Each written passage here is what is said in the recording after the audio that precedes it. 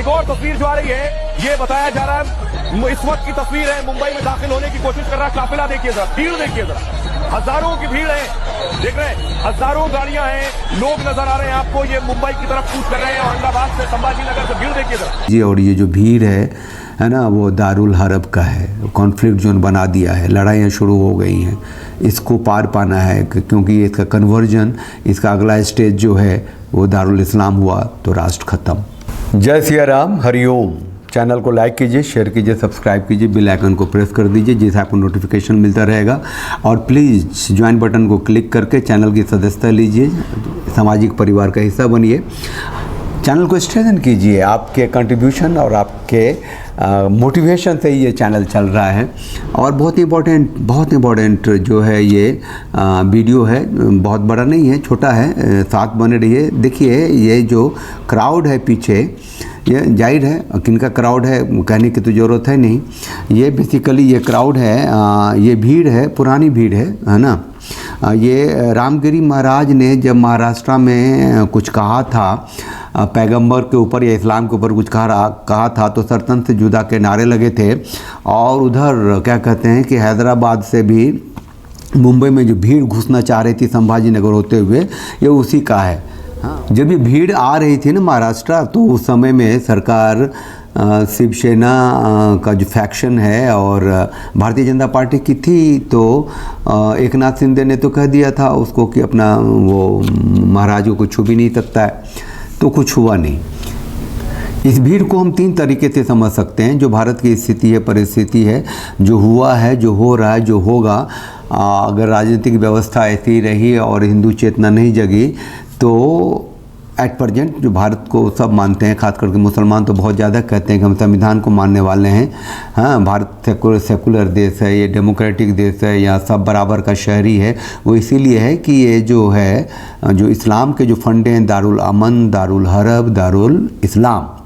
तो दारुल अमन है कि जहाँ उनकी सत्ता है ना, तो फिर वहाँ जो लड़ाइयाँ हो रही होती हैं उनके 72 फिरकों में से आपस में होती हैं, उसको अमन ही कहते हैं। वो अल्लाह तक पहुँचने के रास्ते लोग ढूंढते हैं, कौन अहमदिया है, कौन बोहरा है, कौन नुसरा है, कौन खुसरा है, कौन शिया है, मतलब जो काफिर मुसलमान होते हैं उनको काटते हैं। लेकिन बाकी जगह पे जहाँ पे जैसे वो यूरोपियन देश हैं, अमेरिकन देश हैं, ये भारत है, तो यहाँ जो मुसलमान हैं उनके लिए दारुल हरब है, जो कॉन्फ्लिक्ट जोन है। ये ट्रांजिशन का फेज होता है ना, ये ट्रांजिशन का फेज होता है, वो लड़ाई करनी होती है। दारुल अमन तो यहाँ कभी था ही नहीं, क्योंकि बंटवारे में दारुल हरब को बहुत टॉप पे ले जा करके बांट दिया तो हिंदू मुसलमान के नाम पर मुसलमान ने अपने देश ले लिया, और इसको फिर बड़ा सा मुसलमानी देश बनाने के लिए वो शुरू हो गया दारुल हरब, और जो अब टॉप पे आ गया है। और फिर दारुल इस्लाम है, बस मार काट के बाद दारुल इस्लाम बन जाएगा तो सबको ज़मीन पे ले आएंगे। अब इसमें कहता है कि इस वीडियो का मोरल ऑफ द स्टोरी ये है कि एक सेटायर है, एक कमेंट है, अगर चाहते हो कि भारत में दारुल इस्लाम जल्दी आ जाए तो कांग्रेस को वोट दो, कांग्रेस नेलाइज को वोट दो। इसका मतलब वो ये भी कह रहे हैं कि मोदी को वोट दो, मोदी रहेगा तो ये स्थिति बहुत जल्दी नहीं बढ़ेगी। तो अब हम ये कहने वाले हैं कि मोदी को वोट दो, कांग्रेस को वोट दो। इससे बेसिक जो डिफरेंसेज हैं वो हमें समझ लेनी पड़ेगी। समझ लेना ये पड़ेगा कि कांग्रेस एंड कंपनी जो है वो सीधा कहती है कि वो दारुल इस्लाम यहाँ हो जाएगा, इस्लामों की पार्टी है। मोदी है दिल से, हृदय से इस्लामिक है, खलीफाए हिंद हैं, वो अपने तरीके से हिंदुओं का वोट लेंगे और धीरे धीरे जो बेस है वो तैयार करेंगे इस्लामिस्टों का, और फिर देश का इस्लामीकरण होगा और होता जा रहा है। तो फिर हिंदू क्या करे? हिंदू प्रेशर की राजनीति कर सकता है। प्रेशर क्या है कि ये प्लेसेज ऑफ वर्शिप एक्ट 1991 कैसे ख़त्म होगा, क्यों नहीं ख़त्म हो रहा है, ये कौन बोलेगा? जब तक बोलोगे नहीं हम तुमको वोट नहीं देंगे। वक्फ बोर्ड क्यों संशोधन कर रहे हो? जब तक वक्फ बोर्ड ख़त्म नहीं होगा हम तुमको वोट नहीं देंगे। ये जो डेमोग्राफी चेंज हो रही है, जो 1952 में भारत में 92% हिंदू थे, 92% हिंदू में सिख भी थे, बौद्ध भी थे, जैन भी थे, वो अब घट के वो 79% क्यों हो गए 2011 में? तो डेमोग्राफी बदलाव हो रहा है, तो कठोर जनसंख्या नियंत्रण का कानून क्यों नहीं ला रहे हो? अब मैं ये सारी जो बातें हैं, सचर कमीशन क्यों लागू किया तुमने?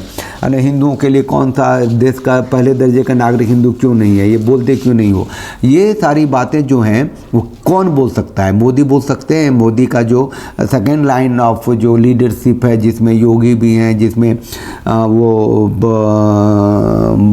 हेमंत शर्मा जो आसाम का है वो भी है, वो धामी भी है, और अभी जो मोहन यादव आए हैं वो लोग भी हैं। क्या ये लोग बोल सकते हैं? ये लोग नहीं बोल सकते हैं, तो प्रेशर कैसे बिल्ड होगा? भैया योगी जो हैं वो अकेले अभी इस्लाम से टक्कर ले रहे हैं, लेकिन क्या वो राष्ट्रीय स्तर पे कानून बना सकते हैं? तो क्या वो बोल सकते हैं? क्यों नहीं बोल सकते? मैं कहता हूँ कि वो लोग जो आपके आसपास होते हैं, आपके पास आके पार्टी का एनालिसिस रखते हैं टीवी चैनल्स में, उन लोगों पर भी प्रेशर डाला जा सकता है। ये जो थे कपिल मिश्रा, वो कितना बड़ा हिंदुत्व का लीडर हो गया है, हिंदू इकोसिस्टम बना लिया है, वो बहुत ताकतवर हो गया है, उसकी बात लोग सुनते हैं, उसको एडोर करते हैं, लेकिन वो आम आदमी पार्टी से आया हुआ आदमी है। उसकी जड़ में मुसलमानियत है। वो मुसलमान को 5 बार नमाज अदा करने को कहता है, वो ज़मीन का ही सजदा करता है। वो वंदे मातरम भारत माता की जय तो बहुत छोटी बात है, वो तो ज़मीन को ही पूछता है, तो अपने लिए पूछता है भाई ज़मीन को अपना बनाना है, तुम्हें ख़त्म करना। ये ऐसा इस मेंटालिटी का था कपिल मिश्रा। उसकी पहली वाली बाइट सुनाता हूँ, सुनिए। ये वंदे मातरम को भारत माता की जय को मुद्दा बनाते हैं, हिंसा फैलाते हैं। वंदे मातरम बोलने से वंदे मातरम नहीं होता। एक मुसलमान जब दिन में 5 बार नमाज के लिए इस देश की मिट्टी पे अपना सिर झुका के सिजदा करता है ना, वो भी वंदे मातरम ही कह रहा होगा इस वक्त। उसे मुंह से बोलना जरूरी नहीं होता, उसे कहना जरूरी नहीं होता। शहीदों की अगर लिस्ट निकाल दी जाएगी ना, चाहे वो अंग्रेजों से लड़ने वाले हो या पाकिस्तान से लड़ने वाले, इस हिंदुस्तान के लिए खड़े हुए शहीदों की जब लिस्ट निकाली जाएगी तो गुप्ता जी आरएसएस वाले नजर नहीं आएंगे, लेकिन मुसलमान बहुत नजर आएंगे उस लिस्ट के अंदर, जिन्होंने इस देश के लिए अपनी कुर्बानी कर दी। पाकिस्तान के टैंक उड़ाने वाले अब्दुल हमीद का नाम याद रखना। तो ये था कपिल मिश्रा। तो इस पर कब तक विश्वास करेंगे आप? विश्वास कर ही रहे हैं ना। अभी एमपी हो गया ना भारतीय जनता, एमएलए हो गया ना भारतीय जनता पार्टी से, दिल्ली का एक मंत्री भी हो गया है ना। तो इसको बोलो ना कि तुम बोलो कि प्लेसेज ऑफ वर्शिप एक्ट 1991 एकदम खत्म होनी चाहिए। बोलेगा वक्फ बोर्ड खत्म होनी चाहिए। डेमोग्राफिक चेंज को रोकने के लिए जनसंख्या नियंत्रण, कठोर जनसंख्या नियंत्रण बिल आना चाहिए। भारत की अपनी शिक्षा व्यवस्था होनी चाहिए, गुरुकुल की व्यवस्था होनी चाहिए। बोलो। आजकल बहुत नाम हो रहा है ना उसका, वो शहजाद पूनावाला है। शहजाद पूनावाला ने मोदी को ऐसी ऐसी गालियां दी हैं, क्योंकि 2016 तक तो वो था इसमें कांग्रेस में। कहता है कि मेरा तन मन धन आत्मा सब कांग्रेस ही है, ऐसा बोलता था। कांग्रेस ने उसको डंडे किए, क्योंकि एक बार उसने राहुल गांधी के खिलाफ कुछ बोल दिया था परिवारवाद के ऊपर। डंडा हो गया तो भागा, भारतीय जनता पार्टी में आया। के बारे में मेरे मन में कोई डाउट नहीं है कि मैं कांग्रेस का लीडर भी हूँ, कांग्रेस का कार्यकर्ता हूँ और कांग्रेस मेरे रगों में है। ये डाउट उन लोगों को अब होने लगा है जो लोगों ने इतने साल मेरे साथ गुजारे इस पार्टी में। जब मैंने वंशवाद और परिवारवाद की व्यवस्था पे बोला, नए वादे बना रहे ये लोग, तो ये सारी चीज़ें जो है जुमलेबाजी करने में मैं मोदी जी को नंबर 1 घोषित करता हूँ। बहुत अच्छी जुमलेबाजी करते हैं, पर ज़मीन पे क्या हकीकत है वो आम आदमी से पूछिए, जो 70 रुपए की दाल खाता था और ये लोग नारे लगाते थे, आज वो दाल कितने की बिक रही है। और इनका एजेंडा क्या है कि लव जिहाद हो रहा है, कि भाई और बहन भी जाते तो रोमियो स्क्वाड पकड़ लेता है। बलात्कार हो रहे दिन दहाड़े, पर भाई बहन को रोमियो स्क्वाड पकड़ रहा है। तो मुझे लगता है कि जुमलेबाजी से अब इस देश को छुटकारा मिलना चाहिए। 2 साल बचे, मतलब 40% वक्त बचा है, कुछ काम भी कर ले मोदी जी। तो वो कौन सी राजनीति कर रहा है? जो गांधीयन आइडियोलॉजी है भारतीय जनता पार्टी की, गांधीयन सोशोलॉजी है, थियोलॉजी है, फिलोसफी है, गांधी जिसके आधार पर देश का बंटवारा हुआ, तो उसी के आधार पर देश मोदी चला रहे हैं ना। तो उसको तो आसान नहीं लगता है सब बातें बोलने में। उसको बोलो ना, बोलेगा कि भैया तुम बोलो कि देश में सख्त कानून चाहिए जनसंख्या नियंत्रण का, बोलो उसको, उस पर प्रेशर डालना पड़ेगा। वो बोले आगे वक्फ बोर्ड है ही बेकार, लेकिन सारे वो गुण गाते हैं कि हम वक्फ बोर्ड को संशोधन कर रहे हैं, हिंदू समाज का खतना करेंगे आराम से तसल्ली से।